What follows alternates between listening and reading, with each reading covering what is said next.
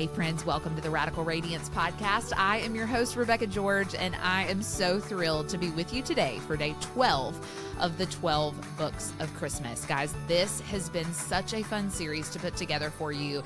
And I think I saved the best for last. Guys, today we get to sit down with one of my heroes back from middle school and high school. I've read her books what feels like most of my life. We get to sit down with Karen Kingsbury. She has a new book coming out called Forgiving Paris that we talk all about. We get to talk about Christmas, all the things. I can't think of a better way to end this series. So listen in as you get to take part in a conversation I got to have with one of my childhood heroes. Let's welcome Karen Kingsbury to the show. Karen, I'm so thrilled to be with you. Thank you so much for joining me. Thank you for having me. I've been looking forward to this. I know, me too. I told you before we hit record, but I want my people to hear this as well. I texted my high school best friend, who I've not talked to in a very long time, 2 or 3 days ago, and I told her, I said, you will never guess who I get to talk to, and only you, apart from my mom, only you will understand how excited I am to sit down and chat with one of my favorite authors. And so it's just so fun to get to know you. I read your books all throughout my high school, probably late middle school through my high school years. That was when like you were pumping out the Baxter books like left and right. And so I just happened to be kind of in the right years for that. And I loved that series, and which is now went on to become, they've done film with it, which is just so cool. So we have so much to talk about, and I'm just so excited to get to know you. But before we get into the book, we have this episode releasing as a part of our 12 Books of Christmas series, which just feels so fitting to me to have you be a part of that, because I just feel like you have to love Christmas, and I love Christmas. So we get to talk Christmas a few minutes. And I love starting out by asking, what did Christmas look like for you when you were growing up? Well, my dad and mom did not have a lot, and I think that actually makes it more special sometimes. Yeah. My dad he worked 3 jobs. We had 5 kids, 8 years between us. So there were just always a lot going on, and my mom was very busy with the kids. But my dad was just a firm believer in the magical part of Christmas, and we definitely had a faith, and we talked about Jesus. It was more of I think he focused more a little bit like on just the magical side of things. And so you pick up on Christmas morning and there was all the, whereas, some people might just pretend about Santa. For us, it was like you could hear the, reindeer's hooves on the roof in the middle of the night sort of thing. But it was really sweet and precious, and my parents did everything they could to make it so magical, the new bikes and new dolls and things like that. So it was really sweet. And we kept a lot of that for our kids when they were growing up, and just shifted a little bit, because we were raising them with just a stronger sense of, let's really focus on the birth of Jesus. But it was the magical part remains for sure. That's still such a fun part. I can remember my mom and I making cookies for Santa so many years when I was young. And she would have my dad write like a note from Santa, but he couldn't do it like in his handwriting or it would be obvious, right? And so he would try to like make up sort of this other handwriting cursive that was supposed to be Santa. And then we would pour a glass of milk and he would leave like the empty glass of milk on the kitchen table. And there were just so many like very purposeful things that he would do so it would seem like it was really Santa. So I get that, and I love that. And those are fun memories. My dad. Yeah, I love that. And my son Tyler, like our oldest son, he does that still. He'll be like, from the kids, like they're all in their 20s, but like from the kids, like a little note, and it's just sweet. He'll always include like a Bible verse. So it's like such a sweet mix of the two. Yeah, I love that. So I'm curious, when you think about Christmas, is there something food-wise that you make around the holidays that you think, okay, Christmas would not be complete without this being on my dinner table? There are a couple different things. One would be the Jell-O salad, and it's so simple, but it's just red and white. It's like strawberry Jell-O, and then a cream cheese layer, and then the bottom layer, which feels like a crust, but it's made of pretzels and honey and butter all smashed together. Love that. And then of course Christmas cookies, and my mom comes, she's Canadian, and there's more of a British flair, but it's the British tea cookies, I think they're called. Yeah. We always called them snowball, rolled in the confectioner sugar and all that. So I think that's when they know it's Christmas time, when we start making those. I love that. Speaking of strawberry pretzels, that combination, I heard rumor that Jenny's ice cream, are you a Jenny's ice cream fan? My family, huge fans. We have one near us. So yeah, because you're in Nashville, right? Okay, Yes. yeah. Last time I went to Nashville, I stopped and got some. It's so good. But I heard rumor that, and I want to say it was like a Dolly Parton, like a Dolly Parton flavor, and she had done a strawberry pretzel salad ice cream. Oh, I wow. know, and I have not heard that I one. don't live near a Jenny's, and so I was so sad. But I saw somebody post on their Instagram stories about it, and that just sounded like the most delightful thing of my life. So Oh, I feel yeah. like we need to We'll find have us to some. get there Yeah, that's for awesome. sure. Well, I love that. I love that type of salad too. So I can see why that's a staple. I love talking Christmas and I love that. But we are here to talk about your new book, which I'm so excited about. It's called Forgiving Paris. Karen, the covers, it's so beautiful. I'm so excited about it.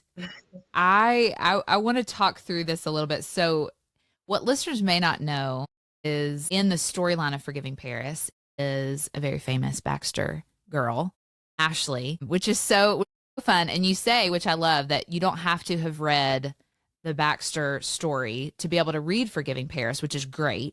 So I'm just curious, what's it been like for you to carry readers on such a long journey with this family? Well, it's funny. It just is like a real journey for me Yeah, too. And people will say to me, I'll go do an event and people will be in line and we'll be chatting one after another of these people who are so precious. And they'll be like, okay, well, what are they doing? Like, what are the Baxters doing this week? And the crazy thing, Rebecca, is I know the answer. I can that's tell you, I can so, see in my head and in my heart. So when it came time to telling the story of what actually happened to Ashley Baxter in Paris, it was like that story was already there. And mm, I got away to a little spot where I can get away to write. And in like 5 or 6 days, really, the bulk of the story was just like, I just downloaded it from my heart onto the page. wow. Hey, just interrupting this conversation real quick to tell you about one of our sponsors, Butterfly Box. Butterfly Box is a monthly subscription box that supports and encourages you in your journey as a Christ follower. They make great gifts and or a treat for yourself each month. And just for the Radical Radiance community, Butterfly Box is offering a code Radical Radiance 20, all uppercase, for a 20% discount on your first box by going to yourbutterflybox.com and entering the code Radical Radiance 20 at checkout. I hope you enjoy that so much, and let's get back to the conversation. Wow, that's so cool. I'm wondering, okay, I'm working on my first book, so I'm a major amateur.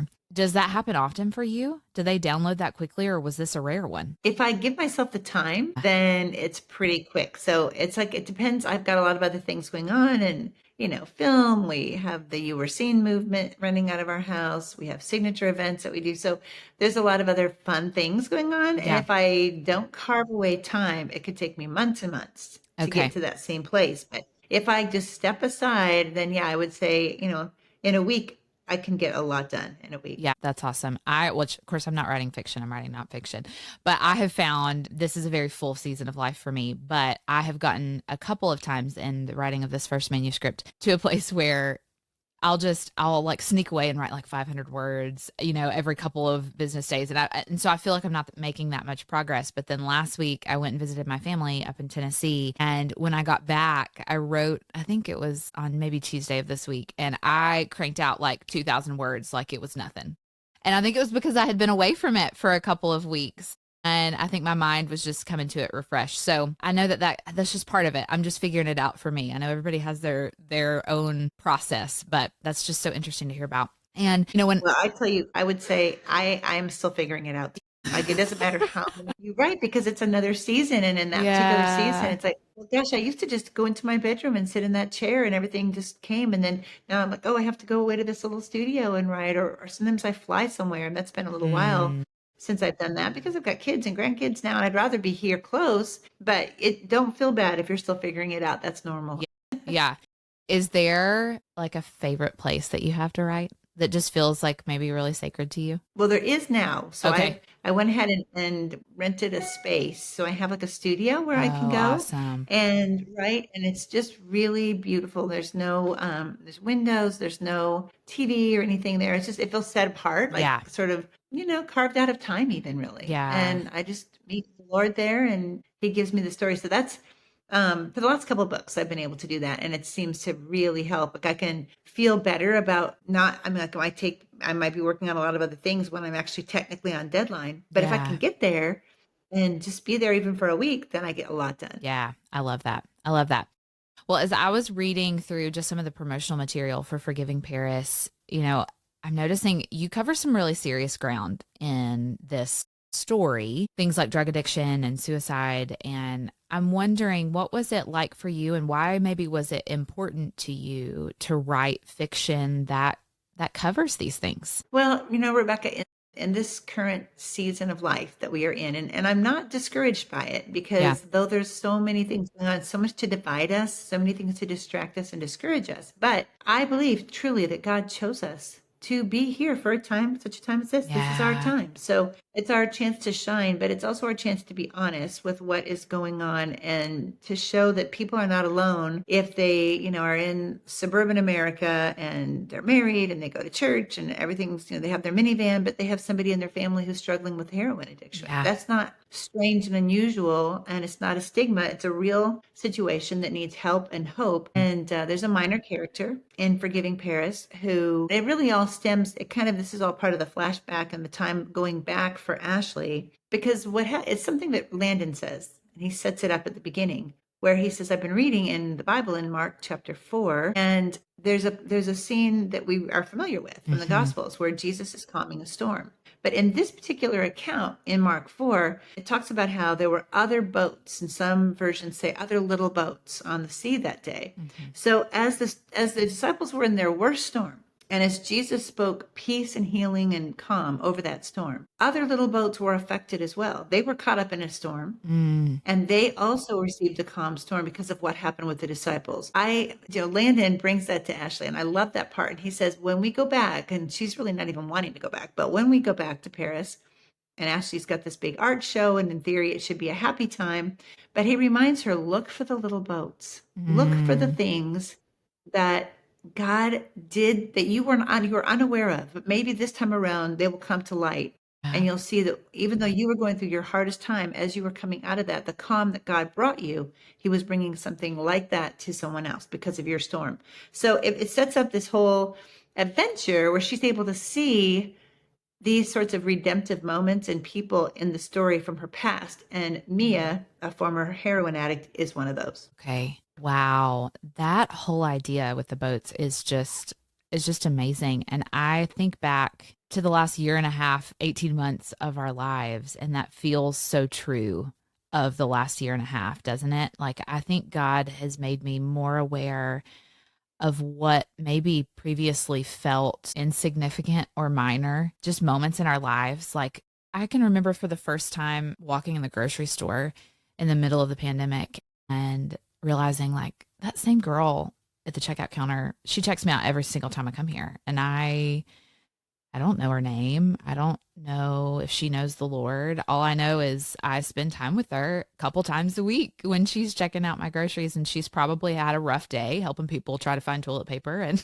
all the things that we were just trying to do to make it at that point. And God used her to really make me aware of, like, man, Rebecca, don't be so busy and so consumed with your life that you don't see me at work around you in even the smallest ways. And so I don't know, that's just really been on my heart in the last year or so. And I can see how maybe God spoke that to you, especially after what we've been through over the last year and a half, because that feels really true. Yeah, in fact, even just before the pandemic hit, my husband and I had gone to a restaurant at O'Hare Airport in Chicago on tour, just doing, your usual things. Yeah. And this waiter, his name was Henry, and he was an older man and an incredible waiter. He did a phenomenal job. But when he was off the floor, I could see him like just out of what he thought was out of any kind of eye shot. And yet I could see him in the weight of the world just settling on his shoulders. He was like, something was wrong with Henry. Yeah. And I had no way. He had a busy table. I had a busy day.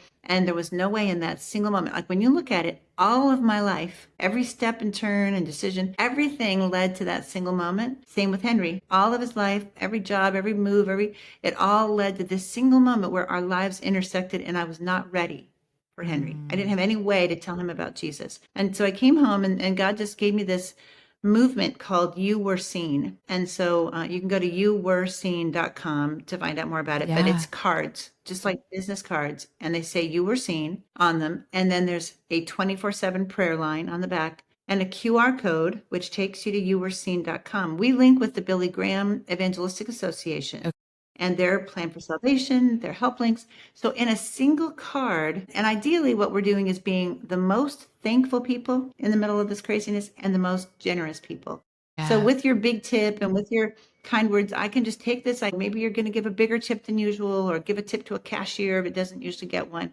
Hey, get a cup of coffee on me. And just know you were seen by me today, but you Mm. are seen by God every day. And I'm telling you, Rebecca, it changes your life to be able to go around and know, Lord, give me the divine appointments, Yeah. intersect my life with somebody. I'm gonna, like your cashier, intersect my life with that person, and let me pass along to them something that actually might lead them to salvation. That's beautiful, Karen. And I'm wondering, that we have people listening who maybe they had a moment like you had at that restaurant and they feel a prompting from God to do something about it. Maybe they didn't feel ready for whatever it was. How would you want to encourage them as they are moving forward past a moment like that? Like how did God meet you in that moment where you decided, okay, next time I want to be ready and I'm going to be ready. So how would you encourage them to take that step forward? Well, I think sometimes we are under the impression that only missionaries tell people about Jesus. But Yeah. really, actually, his parting words in Matthew 28, he asked us, love God, love people, make disciples. Like it is all of our job to be looking for ways to share the love and truth and salvation of Jesus. Many people, feel unequipped. Like, how do I do this? How do I take that moment? With the You Were Seen movement, I feel like we've made it easy. Yeah. There's no theology needed. Yeah. The single, it's not a trap. It really invites you in. And I always say there's some great encouragement. So check out the website. Yeah. The website really affirms them. You were seen because you're valuable and you're important. You matter. You were working hard at a time when not everybody's working hard. And Yeah. so thank you so much. And not only that, but God sees you. And then it moves into, do you know what's going to happen at the end of life? Like it's very conversationally Yeah. written and feels like a coffee shop experience Yeah. almost. So anyway, I would suggest if anyone else is looking for that true God directed purpose and Yeah. meaning in their life, go to youwereseen.com and pick up a pack of cards or visit Hobby Lobby. They're carrying them. That's So amazing, Karen. so the CEO of Hobby Lobby, Steve Green, we Yeah. went out and met with him, and I said, there's nothing else like this. I'm right. I Sure. don't do this, my thing, but I love people and I know they need Jesus, and so can you carry these cards and let people have a chance to have this experience? And so they're carrying them at all their 950 Hobby Lobbies. That is amazing. I love that so much. Oh, that's so cool. Thank you for sharing that. That was totally off script, and I love when that Yeah. happens. So I love that our people get to know about that. And, we've talked about this a little bit, but I love that you weave this into the book. Life is not always neat and tidy this season of our lives. I don't think any of us would define it as neat and tidy. And I want to hear, why was it important that you wanted to write this story where just because maybe somebody knows and believes in God and would call themselves a believer, that doesn't mean our lives will be totally, void of problems and things like that, and that things don't always just like work themselves out. Like why was it important that you write about this from sort of a gospel-centered perspective and a biblical perspective, even in like the hard stuff? Does that make sense? Yeah, definitely. When you look at one of the stories we see Jesus take part in scripture is the woman caught in adultery. Yeah. And she's thrown out into the middle of this dusty street, and Jesus is the only one who takes her side. I mean, he puts himself in harm's way because they all have rocks. They're ready to Yeah. stone her, which is what they legally can do at the time. And Jesus takes up her cause. And I feel like, you may not have had an affair with a married man the way Ashley did when she was 19. Yeah. She made that terrible mistake, terrible decision, and she regrets it still. But you maybe have a different Paris, right? So maybe your Paris is something you said that you Mm. wish you wouldn't have said, and you feel like you can't go back and fix it, or something you did different, but that you look back and think, if I only hadn't said that, if I only hadn't done that, then my life would be different. Well, the Lord invites us into a place of not just forgiveness for what we did. Ashley has done that. She's already gone to the Lord and she's already received forgiveness for what happened in Paris. What she hasn't done is forgiven herself. And in our cancel culture, our critical, divided cancel culture times, we're terrified to make a mistake. Any mistake you might make, whether it's, you might, if you say it on social media and you make a mistake, you're done. Like, you're Yeah. canceled. And God is the God of grace and second chances. So it was really important, I felt, to bring this story, which has always been in my heart, but to bring it out now so that people can find, they may not find it on social media. I'm going to pretty sure they won't Yeah. find it there. But they can find grace, forgiveness, and freedom in Jesus. And in doing so, they can forgive themselves. And it doesn't matter what anybody else says. Yeah, that's so good. That's so good. I love that that comes through in the book. And, one of the things that when I think about some of my favorite fiction that I've ever read, and I would include you in that list, a lot of times when you talk to authors, which we do, right, when we do things like podcasts, you find, the message of this book, whether it was fiction or not nonfiction, typically comes from a really deep place within us. Like I know the book I'm working on, it feels like what I've heard people call, like if I got hit by a bus and I never got to write another book, this would be the book I would want to write because it feels so true to how maybe God's done a work in me. I wonder, how true does that feel for you in fiction? Like how much of Karen is within the stories of your books? Is that a fair question? Sure. Yeah. I mean, I think always a piece of my heart for Yeah. sure. I love Ashley. I've always loved her. So I didn't become a believer. I mean, I believed in God, but I didn't become a person with a relationship with Yeah. Jesus, a saving relationship with him until I was in my mid-20s. Okay. And I wasn't like, I would have considered myself a pretty good person, but knowing scripture, I mean, I was not in the pretty good category. I was living my life in Los Angeles and writing for the Los Angeles Times. I was a sports writer and driving around in my little convertible Volkswagen, my red Volkswagen. And I just had my own rules on Mm. what life should be like. As long as you loved somebody, you could sleep with them or whatever it would be. Just, I had my own little like pretty good girl rules kind of thing. And I think when I came to Jesus, it was the shocking realization of that I wasn't good or good enough. I needed Jesus and that he so kindly, lovingly, like a father, took me in and gave me full grace and forgiveness. And I think it's my heart's desire to share that with other people. Yeah. There are a lot of people, maybe they're believers, maybe they're not. I have a huge percentage of my readers, more than 50%, pick up the book and don't claim to have any faith. Really? That's so Yeah, cool. that's so cool, right? So I have a secular publisher and their Yeah. books are sold in secular places and airports and whatnot. So to know that I have the privilege to be able to share with someone else what I received, I think in Forgiving Paris in this book, that was a call of my heart. Whereas like my Yeah. last book, A Distant Shore, it was, hey, there's a problem with sex trafficking, with human trafficking. And there are people who give their lives to fight that cause. And I wanted to shed a light on that. So it Yeah. wasn't anything I personally had gone through, but just an issue of our day that I Yeah. wanted to shed a light on. Forgiving Paris is an issue of the heart. And we all have a Paris, something we need to really take before the Lord to find freedom. Yeah. That's so good. I love that. I love that. So, Forgiving Paris will be out in the world by the time people listen to this, so they can go grab a copy of it, which is so great. And we'll be giving away a copy of it in our giveaway for the 12 books of Christmas, which is so fun. So, one of our people listening will win a copy. But apart from that, Karen, coming up in your life, in your work, what are you excited about that you can tell us about that you're looking forward to in the coming months, the coming years? Yes, well, so many things, Rebecca. I tell you, God is so good. In the spring, I have a book coming out called The Baxters, of all things. Like, after all this time and all these books, what it is a prequel. And so, whereas, like, yes, right? Yes, I love it. That's So, amazing. The Baxters, yeah. So, okay, whereas we started and already kind of Carrie and Tim were having their struggles in the first book, Redemption.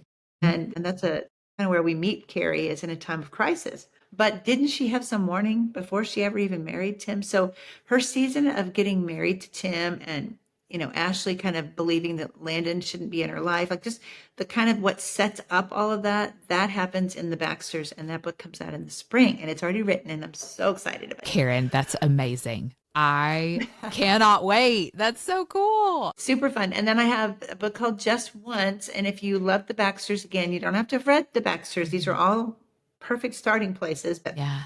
I have a book coming out in the fall of 22 called Just Once. And it is the love story of Ervil and Hank. So it's a World War II love story. Ervil was one of the Alzheimer's patients that Ashley helped at Sunset Hills Adult Care Home when you were reading the early books about the Baxters. So you don't have to know that, but it's the story. It's my version of the Notebook. I mean, it's Yeah. Hank and Ervil and getting a diagnosis of Alzheimer's and deciding that they're going to take some video story pieces of their life when they first met and how their story played out during the time of World War II. So my first kind of really more of a historical piece, and that'll Yeah. be in the fall. Oh, that's so fun. Oh, I can't wait, Karen. That's amazing. Well, this has been just a total delight for me. I have looked up to you for so long. I have been reading your work for so long. I've just loved getting to know you. I'm so excited about Forgiving Paris being out in the world. And I have my very own copy that I now feel like it's cool enough outside for me to enjoy like the evenings on our back porch reading fiction, which I haven't done in a long time because in Mississippi it has been hot for 6 months. So I've been telling myself that now I feel like that is one thing I really enjoy. And so I can't wait to read it. I'm so excited. And I just want to say a big thank you for your time today. Well, thank you so much for having me. And I'm sure we'll have another talk because Yeah. the Baxters, we have 3 seasons of the Baxters filmed and in the can, and they should debut next year too. So that's coming Okay. up. Well, we'll need to remind people of that. So we'll have another chat then. I love that. Okay, sounds good. You have a beautiful Christmas, Rebecca. Thank you so much. I hope you enjoyed that conversation with Karen as much as I did. And I hope you'll go grab a copy of Forgiving Paris today. And don't forget that we're giving away a copy of all 12 books that we featured on the 12 Books of Christmas tomorrow over on my Instagram. So if you haven't entered to win, hop on over to my Instagram at Rebecca George Author today. Go leave a bunch of comments on all the posts related to the 12 Books of Christmas, and we'll announce the winner tomorrow. Guys, I hope you have such a Merry Christmas. I hope you enjoy time with the ones that you love today and tomorrow, and I can't wait to announce the winner of this series. This has been so fun, hasn't it? So we will be back in a few days for a special New Year's Eve episode, but I just want to thank you so much for being a part of this series, and I will talk to you here in a few days. Merry Christmas.